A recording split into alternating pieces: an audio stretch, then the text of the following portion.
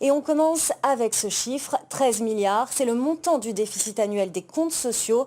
Face à ce constat récurrent, les professionnels et les administrateurs de notre système de santé lancent un nouveau cri d'alarme.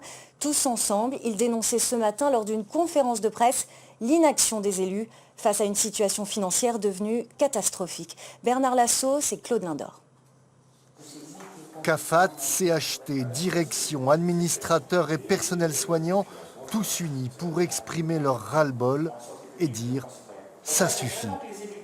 Le Medipôle doit faire face à une situation financière insoluble, un désastre économique, une dette abyssale, 4 milliards de factures impayées et des conséquences évidentes sur les soins. Au quotidien, c'est des médicaments qui des fois ne sont pas livrés à temps parce qu'on ne paye pas les sociétés médicamenteuses, donc il y a des délais qui s'allongent, donc on est obligé de trouver des solutions intermédiaires, que ce soit pour les médicaments ou pour le matériel biomédical, mais c'est aussi des difficultés qu'on voit arriver sur l'avenir. Le risque à moyen terme, c'est de ne plus être capable de donner les meilleurs soins aux patients.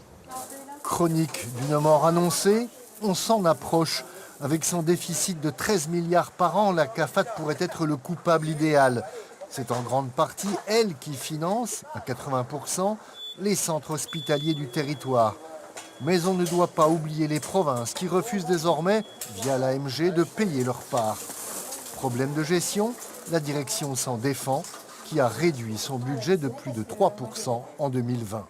Les sommes qui nous sont dues ne nous sont pas versées, alors que les efforts de régulation de nos dépenses, nous les avons faits. Mais à partir de juillet et août, on n'a plus de visibilité si le Congrès ne délibère pas et ne prend pas des mesures propres à assurer à moyen terme en tous les cas et de façon drastique, à partir du plan d'Occamo, qui est sur le bureau du Congrès, des mesures pour augmenter les recettes du RUAM. Selon les membres du conseil d'administration, il s'agirait seulement d'appliquer les mesures préconisées par les nombreux audits réalisés sur le sujet. Seul manquerait le courage politique.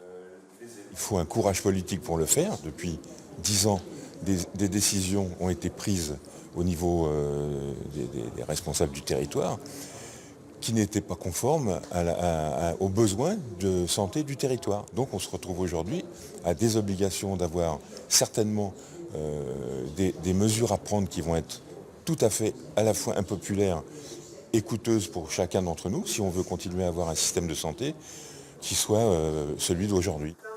Pourtant, le Congrès a adopté en décembre 2018 le plan d'Occamo qui contient nombre de réformes nécessaires au sauvetage du RUAM. L'ensemble des professionnels de santé lui demandent aujourd'hui de se saisir en urgence du dossier. Et à noter qu'une aide de l'État de 10 milliards de francs destinée à soutenir le pays dans sa stratégie sanitaire face au Covid a été débloquée. Cette enveloppe de solidarité nationale servira notamment aux frais liés au confinement, mais en aucune manière pour rééquilibrer les comptes sociaux.